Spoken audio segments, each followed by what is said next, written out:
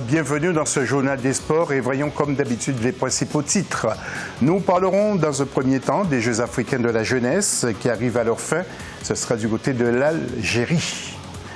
Deuxième grand titre, eh bien, c'est le troisième tour de la Ligue des Champions et de la Coupe de la Confédération. Et là, nous parlons de football. Mais d'abord, les Jeux africains de la jeunesse en Algérie, où plusieurs disciplines étaient proposées, notamment la natation, l'escrime, la gymnastique, l'aviron, le cyclisme, entre autres. Fin de ces Jeux, ce samedi 28 juillet, dans la capitale algérienne. Nous ferons le point sur les médailles dans quelques instants, mais un mot sur le football avec le carré d'As. Ce vendredi 27 juillet, stade du 20 août 55 à Alger, Algérie, contre le Cameroun pour le match de la 3e place. Et la grande finale va mettre aux prises le Nigeria face au Maroc. Je vous rappelle eh bien, que ces Jeux étaient réservés uniquement pour les jeunes de 15 ans.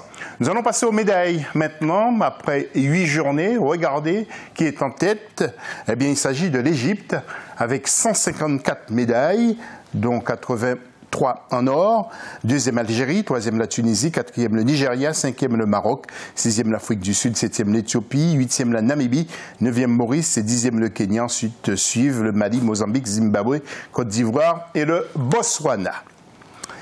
Tout autre chose maintenant avec le football et la Ligue des Champions où on jouera le troisième tour des matchs retour ainsi que la Coupe de la Confédération. Il y a du suspense en l'air et comme vous allez le voir sous les affiches et le classement dans quelques instants. Tout d'abord, le tableau de la Ligue des Champions en groupe A. Il y aura donc 2 matchs ce samedi 28. Kampala City contre l'Espérance sportive de Tunis et Tom Chips Roller contre Al-Ahly Sporting Club. Vous voyez également le classement. Pour le groupe B maintenant, il y a 2 matchs également. Mouloudia Club d'Alger contre le TP Mazembe, ce sera ce samedi 28. Et Difa contre l'équipe de l'Est Sétifienne. Au classement, TP Mazembe est en tête. En groupe C, Mamelodi Sundowns contre l'Est Togopor et Wydad Athletic Club contre Oroya. Et puis en groupe D, pour terminer avec la Ligue des Champions, Étoile sportive du Sahel contre Babam Chalo et Club Deportivo contre Zesco United. Retour sur le match aller avec la victoire de l'Est Sétif en groupe B face à Difa Hassani. 2-1, la réaction des 2 entraîneurs. Nous avons réalisé une précieuse victoire malgré le but que nous avons encaissé en début de match. Je connais l'entraîneur Taleb, il est intelligent et n'importe quel entraîneur aurait souhaité un scénario pareil. Mais nous étions forts mentalement, même physiquement. Je veux d'abord féliciter mon ami Taoussi, ensuite je dois dire que nous sommes venus pour gagner et c'est pour cela que nous n'avons pas fermé le jeu après avoir mené au score. Nous avons attaqué et nous avons raté beaucoup d'occasions à cause de notre manque d'expérience à ce niveau.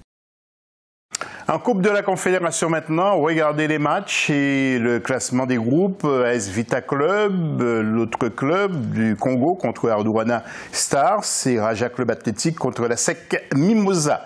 Raja Club est seul en tête. En groupe B, Al Masri contre Renaissance sportive de Berkane et Uniao Desportivo contre El Hilal.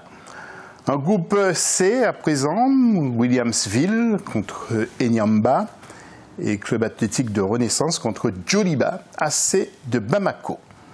Et puis en groupe D, pour terminer, il y aura USM Alger contre Rayon Sport et Younes African contre l'équipe de Gor Maya. 2 réactions également pour cette Coupe de la Confédération après le match remporté par Djoliba contre Kara à l'aller du but à 0, 2-0, je dis bien. Écoutez la réaction des entraîneurs. Avant la rencontre, nous étions surtout concentrés sur nous, très peu sur notre adversaire. Le plus important était de savoir où nous en étions dans les moments difficiles que traverse le football de notre pays. La victoire est arrivée, au fond, c'était notre priorité. Sur l'ensemble du match, on a eu des déchets. L'adversaire a profité de nos failles pour faire la différence. C'est vrai qu'il y a toujours des détails, mais le football est fait ainsi. Nous allons nous battre pour gagner à domicile et savoir comment envisager notre avenir dans la compétition. Le Tour de France à présent, nous parlons de cyclisme avec Guérin Thomas qui est toujours déterminé pour arriver sur les Champs-Élysées.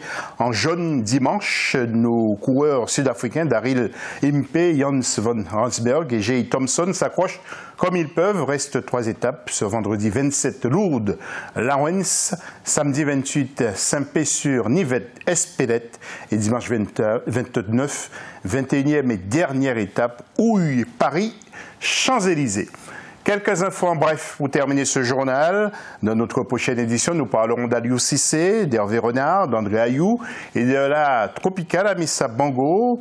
Donc c'est du cyclisme au Gabon. Et justement à propos du Camerounais, Henri Bédimo, qui est en conflit avec l'Olympique de Marseille, prié de prendre la porte. La commission juridique de la Ligue de football en France a été saisie de cette affaire. Bédimo, qui est né à Douala, vous le savez, qui aurait monté une académie de football au Cameroun avec Montpellier. L'OM n'a pas digéré. Fin de ce journal. Merci pour votre fidélité. Restez avec nous. L'info revient dans quelques instants sur votre chaîne.